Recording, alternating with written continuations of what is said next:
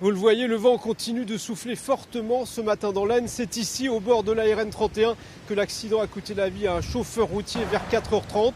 Le poids lourd circulait sur cet axe bordé d'arbres reliant Compiègne à Soissons. Il a percuté un tronc d'au moins 40 cm, couché par les rafales sur le territoire de la commune de Resson-le-Long.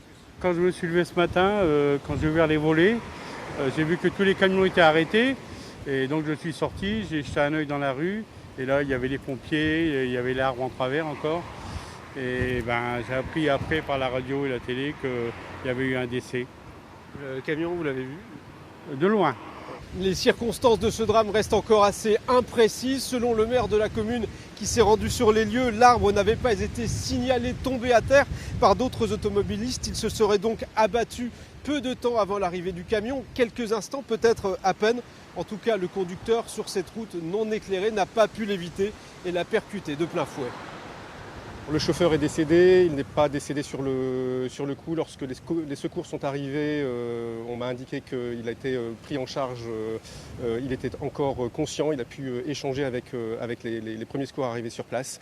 Néanmoins, le temps de le désincarcérer, le choc a été très violent et il n'a pu être ranimé après que son décès ait été constaté peu avant 6h du matin.